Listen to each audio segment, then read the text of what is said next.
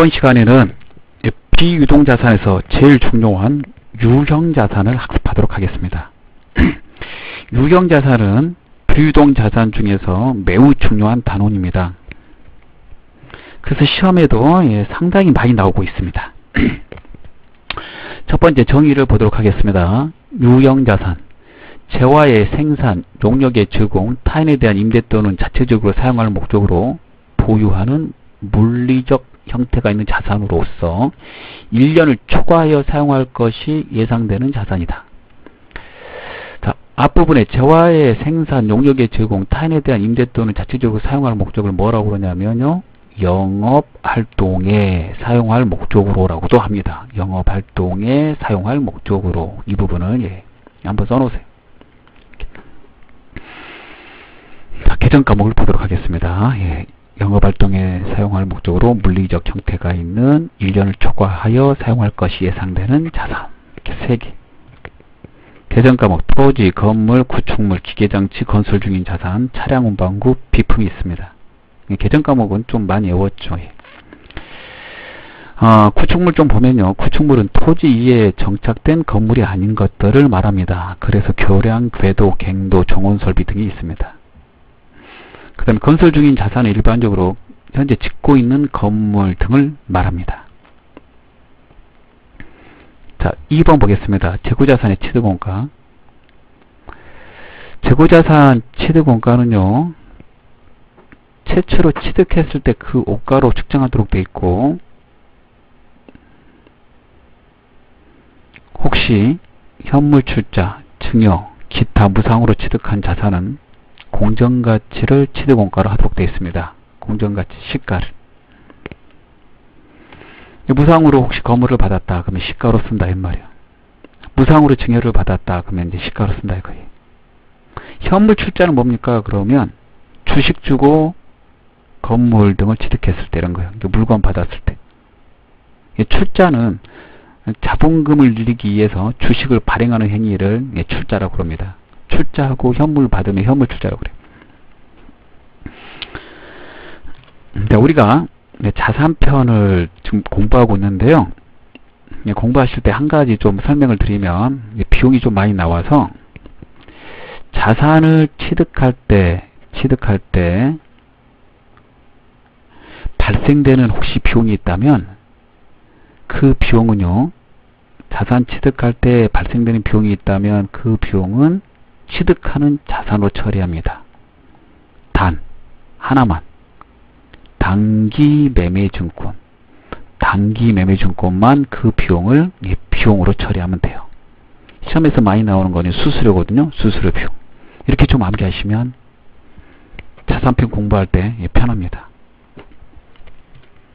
그래서요, 유형자산도 그건 똑같은 논리에 따라서 유형자산 취득할 때 발생되는, 즉 유형자산 취득할 때 발생되는, 이렇게 돼 있어요.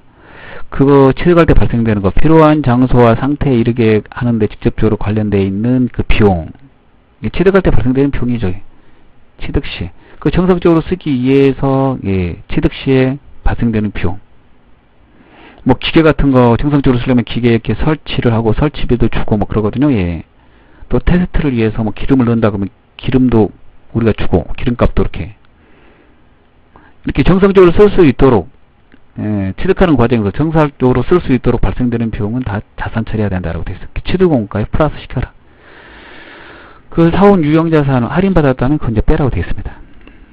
그래서 시험에 잘 나오는 거 좀 보면요, 취득세가 좀 많이 나왔습니다. 유형자산은 좀 재산이 있는 물건이다 보니까 지방세는 취득세가 많이 붙습니다. 그다음에 설치비 있고, 뭐 각종 이제 운송비, 취급비 있고요. 그 다음에 이제 회계 1급에서 알아야 될 게 국공채 매입 시 매입 금액과 현재 가치의 차익입니다. 전산액 2급에서는 취득세만 알면 되는데, 회계 1급부터는 취득세, 그 다음에 국공채 매입 시에 발생되는 차익, 그 다음에 자본화 대상 차익 원가, 이렇게 3개를 알아야 돼요. 좀 설명해 보겠습니다. 차를 사거나 건물을 사거나 토지를 사거나 그런 거 살 때 채권을 강제로 사야 됩니다. 사고 싶어서 사는 게 아니에요. 채권 강제 매입이 있어요. 근데 이 채권이라는 게 한번 사보시면 아시겠지만 그 채권의 액면금액,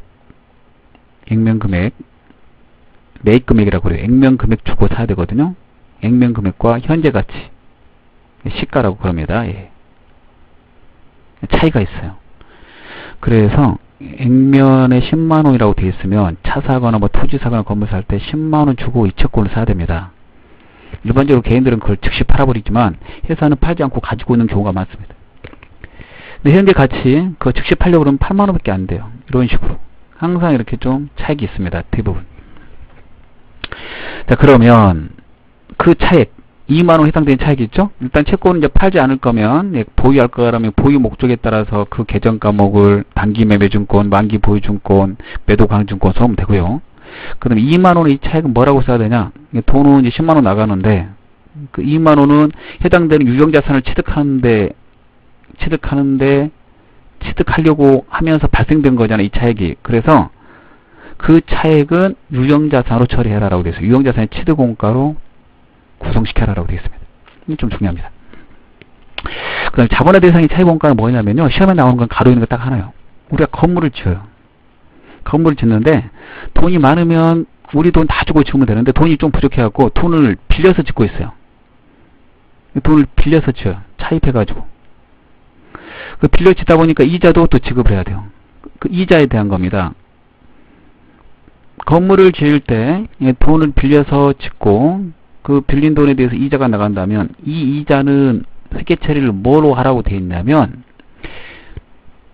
자산으로 처리하라고 되어 있습니다. 그 자산으로 처리하라고 할 때 이렇게 나와요.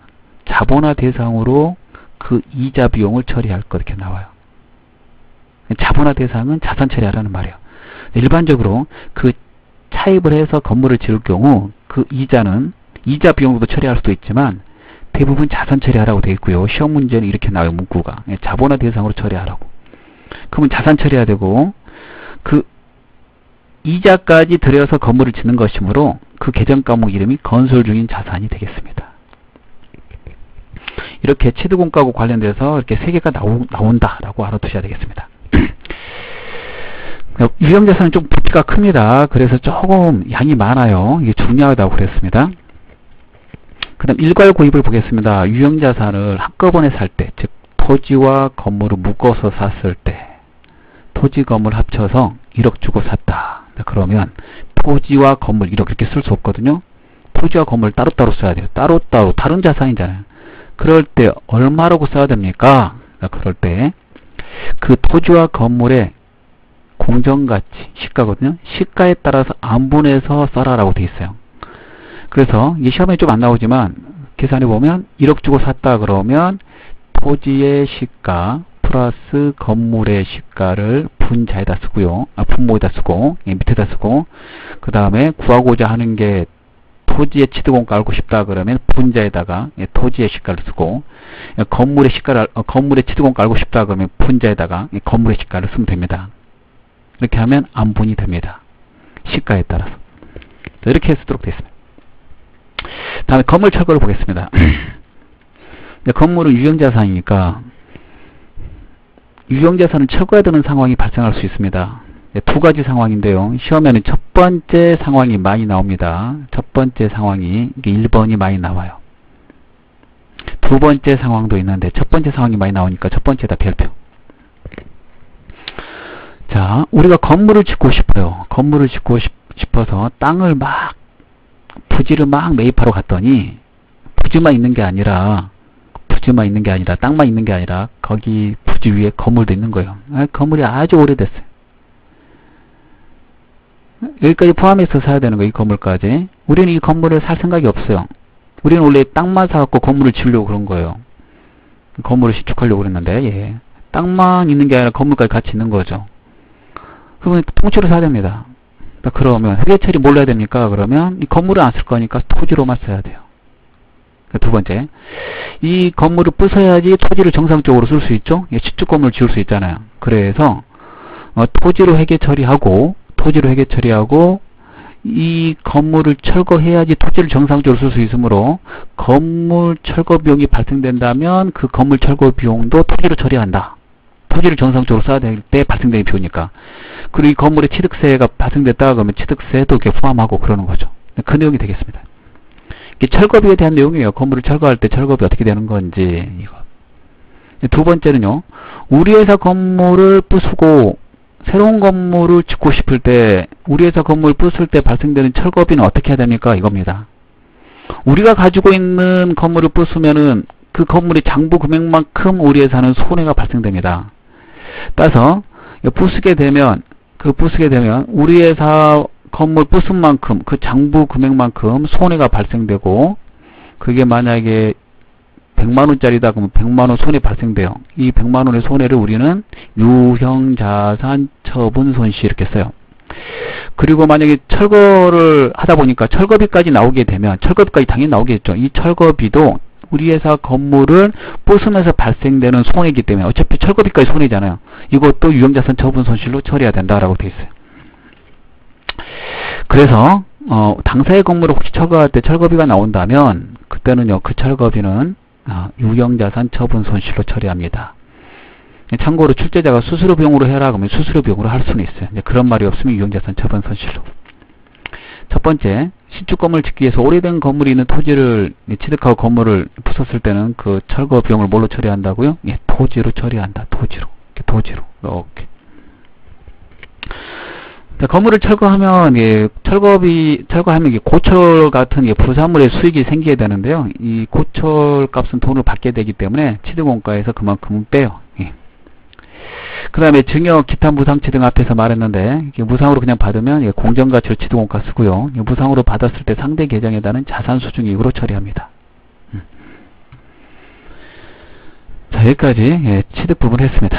예, 다음 내용을 보겠습니다. 교환을 보도록 하겠습니다. 이제 한번 참고해서 보시고요. 교환은 우리 회사의 유형자산을 주고 다른 회사로부터 유형자산을 받는 겁니다. 물물 교환할 때 그 교환이에요. 유형자산을 서로 교환할 때, 그럴 때 우리 회사의 유형자산을 주고 우리 거 주고 다른 회사 거 받으니까 이 다른 회사 거 이 유형자산의 취득원가는 얼마로 써야 돼요? 그 부분입니다. 첫 번째, 다른 종류의 유형자산을 교환했느냐. 두 번째, 같은 종류의 유형자산을 교환했느냐. 여기에 따라 설계 처리가 다릅니다. 만약에 다른 종류의 유형자산을 교환했다면 취득원가는, 즉 다른 회사 거 받은 거, 즉 우리가 차량을 주고 다른 회사로부터 비품을 이렇게 받았다 그러면 다른 거죠. 그럼 비품하고 그 금액은 얼마 써야 돼요? 취득원가. 그럴 때 우리가 제공한 우리 회사 유형자산의 시가, 공정가치로 쓴다라고 되어 있어요. 이 비품의 취득원가는 우리가 준 차량 운반구의 시가, 공정가치로 써야 된다 이거죠. 서로 다를 때. 만약에 서로 같을 때는 어떡합니까? 보통 서로 같은 물건을 교환하는 경우는요, 즉 기계를 주고 기계를 받았다, 기계를 주고 기계를 샀다 이렇게 하면, 기계 주고 기계 받았다 그러면 같은 종류죠. 일반적으로 같은 종류를 주고받는 거는 동일한 업종 내에서 유사한 용도로 사용하고자 서로 주고받습니다.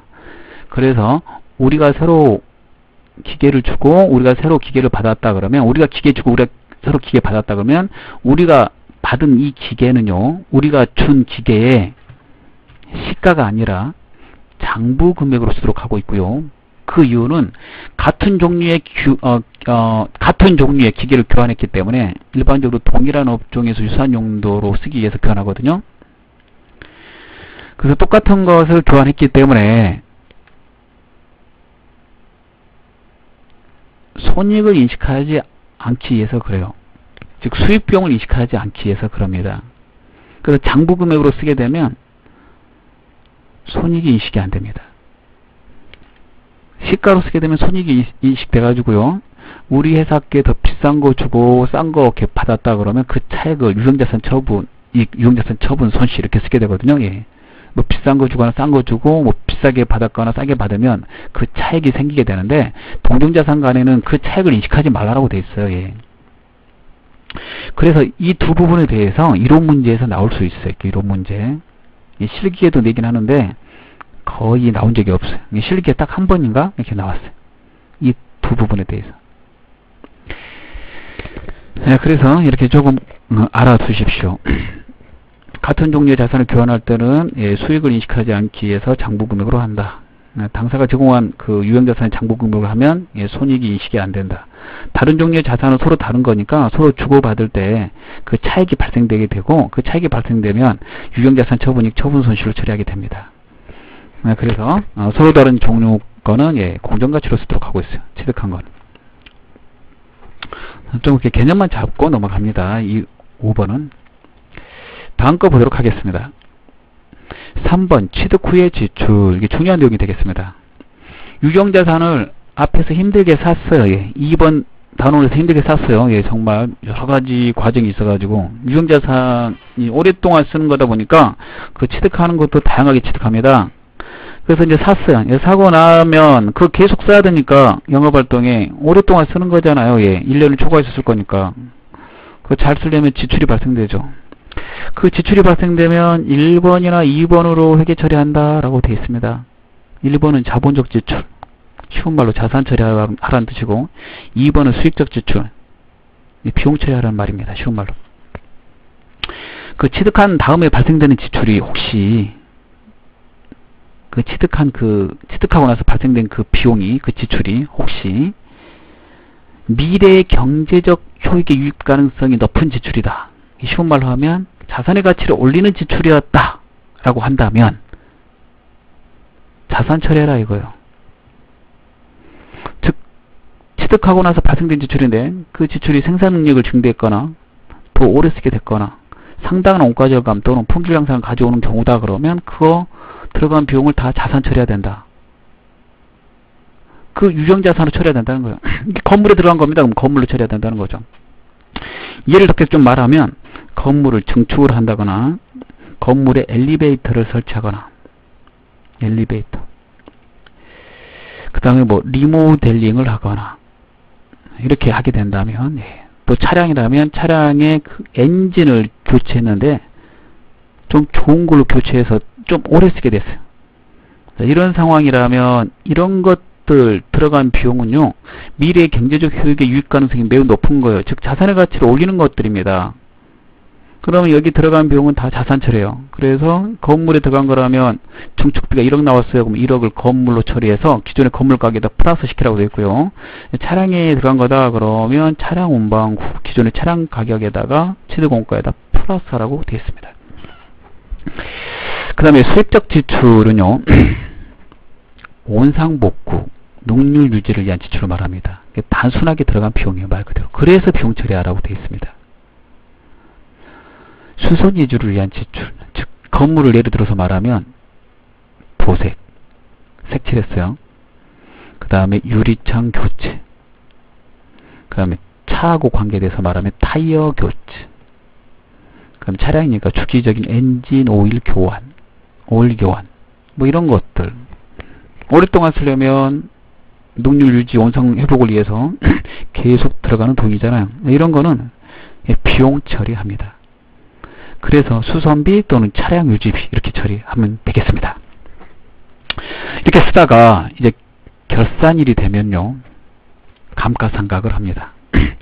일반적으로 감가상각은 기말에, 결산일에 또는 처분시 감가상각을 합니다.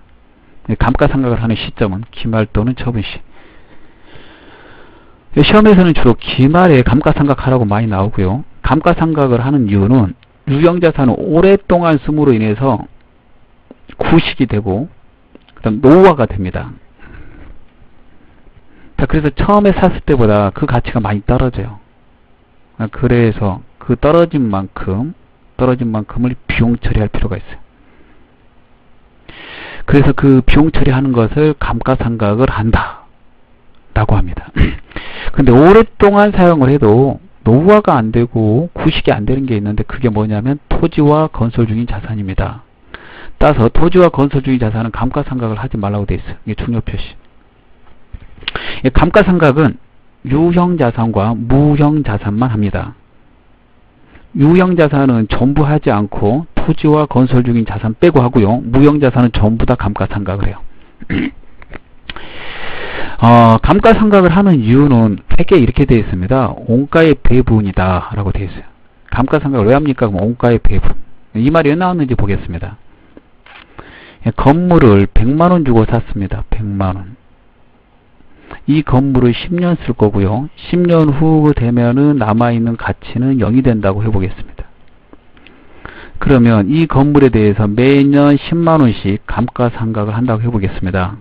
그러면 1년 지나면 10만원 떨어지고 2년 지나면 또 10만원 떨어지고 가치가 계속 떨어지는 거예요. 그래서 10년이 되면 딱 0이 되겠죠. 그럼 잘 생각해보면 처음에 샀을 때 자산으로 잡았다가요. 매년 가치가 떨어진 만큼을 비용 처리하기 때문에 처음에 산 그 자산의 금액이 원가죠. 취득원가 또는 원가라고 그래요. 그 취득한 금액이 매년 감가상각을 통해서 비용 처리되면서 사라지잖아요. 그래서 처음에 취득한 금액을 매년 비용 처리하면서 없애간다라고 해서 감가상각을 하는 그 목적을 원가의 배분이라고 하고 있습니다. 좀 어려운 말을 쓰고 있죠. 자, 감가상각을 위해서, 감가상각비 계산을 위해서요. 감가상각비 계산을 위해서 세 가지가 필요합니다. 얼마 주고 샀느냐, 취득원가. 그 다음에 몇 년 쓸 거냐, 내용연수. 쓰고 나면 가치가 얼마 남느냐, 잔존가치. 이 세 개는 감가상각비를 계산할 때 반드시 필요하므로 감가상각비 계산의 3요소라고 합니다. 그 취득원가를 다른 말로 원가라고도 하는 이유가 있는데 왜 그러냐면 취득원가는 취득할 때 발생되는 금액만을 말하기 때문에 그렇습니다. 취득을 하고 나서 혹시 자본적 지출분이 발생됐다 그러면 취득원가하고 달라지게 되겠죠. 그래서 좀 더 정확한 말은 취득원가라는 말보다는 원가가 더 정확한 말이 됩니다. 감가상각 방법을 보겠습니다. 여기 있는 그 공식은요, 1년간 사용했을 때 비용 처리해야 될 금액입니다. 1년간 사용했을 때 연 감가상각비. 종류가 5개입니다. 정액법, 정률법, 생산량 비례법, 연수학계법, 이중체감법. 첫 번째 정액법은 매년 같은 금액으로 생각하는 겁니다.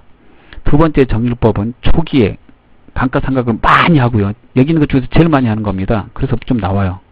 그 다음부터는 점점 조금씩 해가는 겁니다. 일단 이 공식에 대입해서 하는 거고요. 이 중에 하나를 택해서 회사가 계속 감가상각을 하도록 하고 있습니다. 실무에서 많이 쓰는 게 정액법하고 정률법이다 보니까 이 두 개가 시험에서 제일 많이 나오고요. 나머지도 나와요. 이중체감법 빼고 다 나왔어요. 이중체감법까지 있다 이거 알아야 됩니다. 그러니까 공식이 이중체감법 빼고 다 나왔기 때문에 이 공식, 이놈의 공식 외우기 힘든데 한 번은 봐놔야 됩니다. 정액법은 매년 같은 금액으로 생각하는 방법입니다. 그 공식이 취득원가 또는 원가 빼기 잔존가치 먼저 계산하고 나누기 내용연수. 나누기 이렇게도 표시해야죠. 예. 그 다음에 정률법은요. 미상각 잔액, 즉 상각이 안 된 금액. 상각이 안 된 금액은 취득한 금액에서 감가상각 누계액을 뺀 거 상각이 안 된 금액이라고 그래요. 곱하기 일정한 퍼센트 정률 또는 상각률이라고 그래요. 그 상각률의 공식이 이렇게 됩니다. 시험시에 상각률, 정률을 써줘요. 왜냐하면 이거 계산하려면 공학용 계산기를 가져가야 되고요. 그 계산하기 힘들어요. 그래서 써줍니다. 시험시에는 공학용 계산기 가져갈 수 없어요. 일정한 퍼센트로 계속 생각한다는 거예요. 만약에 정률이 40% 나왔다고 매년 40%씩 감가상각을 하게 돼요. 하다 보면 처음에는 상각이 안 된 금액만 구성되어 있으니까 상각이 다 안 됐을 거 아니에요. 맨 처음에 첫 해는. 그래서 많이 감가상각 비용 처리가 많이 되고 그 다음 해부터는 감가상각 된 만큼을 빼버려야 되니까 점점 갈수록 줄어들죠. 첫 해에 가장 많이 되는 감가상각 방법은 뭐냐라고 그러면 정률법입니다. 예. 그러니까 생산량 비례법은 많이 생산하면 많이 감가상각하고 적게 생산하면 적게 감가상각하자 이런 거예요. 다른 말로 작업시간 비례법입니다. 작업을 많이 하면 많이 감가상각하고 적게 하면 적게 하자. 그래서 취득원가 빼기 잔존가치는 똑같은데 그 다음에 실제 생산량, 분자의, 분모의 나누기, 총 추정 생산량 이런 게 들어가 있습니다. 생산을 많이 할 때는 실제 생산량이 커지니까 감가상각이 많이 되지만 생산을 조금 할 때는 조금 되는 거죠. 즉 많이 팔릴 때는 감가상각을 많이 하게 되고 적게 팔리면 감가상각을 적게 하게 됩니다. 그래서 여기 있는 감가상각 방법 중에서 수익 비용 면에서 가장 합리적인 방법은 그러면 이겁니다. 가장 합리적인 방법이죠. 정액법이 합리적인 방법이 아니냐면 매년 똑같은 금액으로 감가상각해서 그래요. 많이 생산하든 적게 생산하든 항상 똑같은 금액으로. 정률법은 많이 생산하든 적게 생산하든 첫 해에 엄청나게 많이 감가상각하고 그 다음 해부터는 점점 줄여가면 방식으로 하기 때문에 합리적인 방법이라 할 수 없어요. 생산량 비료법은 생산량에 따라서 적게 생산하면 적게, 많이 생산하면 많이 생각하기 때문에 가장 합리적인 방법이긴 한데 실무에서는 많이 쓰지 않아요.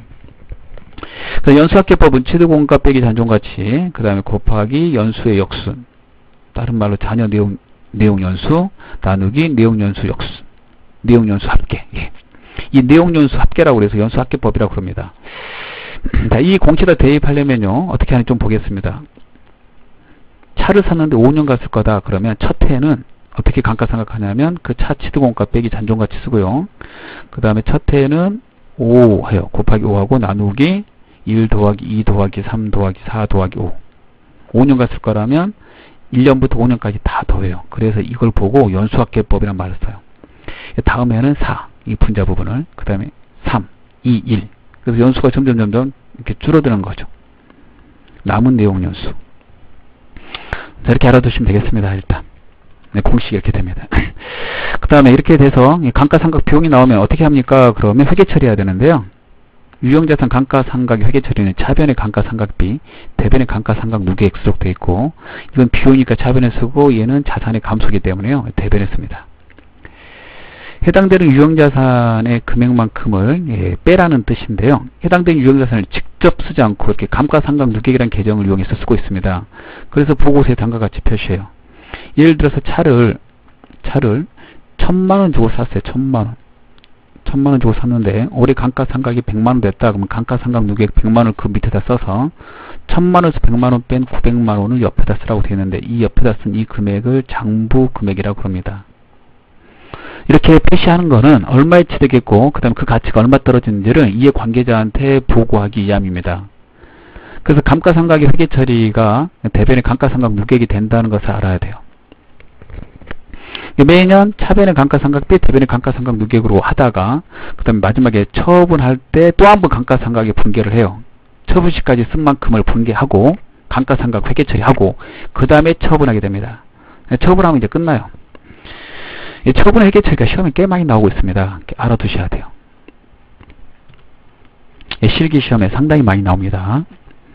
그 다음에 이거 이론에서 많이 나오고요. 감가상각 방법 좀 정리하면서 할게요. 그 다음에 이거 이론 실기에 다 나옵니다. 취득 후 지출. 그 다음에 취득원가는 많이 나오는 게 취득세, 그 다음에 국공채 매입시, 매입금액과 현재가치 차액, 그 다음에 자본화 대상 차입원가. 실기 이론 시험에 많이 나와요. 이 부분. 예. 그 다음에 계정 과목의 종류, 그 다음에 감가상각에서 감가상각을 하지 않는 자산, 유형자산에 감가상각 안 하는 거 있죠. 2개. 이거 좀 잘 나옵니다. 이론에. 마지막 처분 보겠습니다. 처분 또는 폐기라고 합니다. 처분은 파는 거고 폐기는 그냥 철거해서 없애버리는 거죠. 우리가 더 이상 필요가 없습니다. 유형자산을 쓰다가 유형자산을 쓰다가 더 이상 필요가 없으면 이제 처분하게 되는데 처분하게 될 때 유형자산의 장부금액과 그 다음에 처분금액을 비교하도록 되어 있어요. 그 장부금액과 처분금액을 비교해서 비싸게 팔았다면 유형자산 처분이익을, 싸게 팔았다면 유형자산 처분 손실을 쓰도록 하고 있고요. 이 두 개는 하나는 영업의 수기고 하나는 영업의 비용입니다. 장부금액은요, 취득한 원가에서 감가상각 누계액을 빼서 계산합니다. 회계 처리 다음과 같이 이루어집니다. 예. 자, 예를 들면서 설명하겠습니다. 건물을 100만원에 취득했습니다. 그 매년 써서 감가상각이 50만원 됐어요. 처분 시까지 50만원 된 상태에서 이 건물을 60만원에 팔고 대금은 한 달 후에 받기로 했습니다. 그러면 이 건물의 장부금액을 알아보겠습니다. 건물은 취득은 100만원에 했을지 모르지만 가치가 50만원 떨어졌기 때문에 50만원을 장부금액이라고 그럽니다. 얘를 뭐라고 그러냐면 장부금액. 50만원 이상은 받아야 돼요. 근데 60을 받았으니까 10만원 이익이 발생했죠. 그래서 그 차액은 유형자산 처분이익이 돼요. 유형자산 처분이익은 수익이니까 대변에 써야 됩니다. 이렇게 대변에. 그 다음에 건물은 없어졌으니까 건물 처음에 사왔을 때 차변에 건물 그리고 100만원 이렇게 써놨거든요. 대변으로 옮겨줘야 됩니다. 그 다음에 건물 사온 거, 건물이라고 쓴 거, 이 취득원가하고 이 건물의 감가상각 누계액 이 두 개 다 자산이기 때문에 매년 이월돼서 넘어옵니다. 감가상각 누계액은 자산에서 차감하는 거예요. 매년 이월돼서 넘어오기 때문에 이 처분하는 순간 이 두 개가 다 사라져야 돼요. 얘는 대변으로 옮겨서 사라지게 하면 되고 감가상각 누계액은 차변으로 옮겨줘야 됩니다. 그 이유는 왜 그러냐면 감가상각 누계액을 대변에 썼기 때문에 그러죠. 그래서 대변에 있는 감가상각 누계액을 차변으로 쓰게 됩니다. 그리고 감가상각 누계액 밑에 받을 돈이나 받은 돈을 쓰게 돼요. 한 달 후에 받기로 했다면 못 받았으니까 외상으로 판 것이고 판 물건이 상품 제품이 아니니까 미수금 쓰게 됩니다. 그러면 회계 처리가 끝납니다. 그걸 정리하면 이렇습니다. 감가상각하는 자산을 회계 처리할 때 차변에 감가상각 누계액, 대변에 유형자산의 취득원가 쓰고 그 다음에 감가상각 누계액 밑에다가 받을 돈, 받은 돈 쓰고 그 다음에 비싸게 팔았으니까 유형자산 처분 이익을 쓰게 됩니다. 비싸게 팔았을 때 보죠. 그 다음에 싸게 팔았을 때 어떻게 되냐면 거꾸로 돼요. 유형자산 처분 손실. 처분이익 대신에 차변에 처분 손실만 쓰면 됩니다. 감가상각을 하지 않는 토지나 건설 중인 자산, 토지 예를 들어보면 토지는 감가상각 누계액이 없으므로 대변에 토지 쓰고요. 차변에 받을 돈, 받은 돈을 쓰면 됩니다.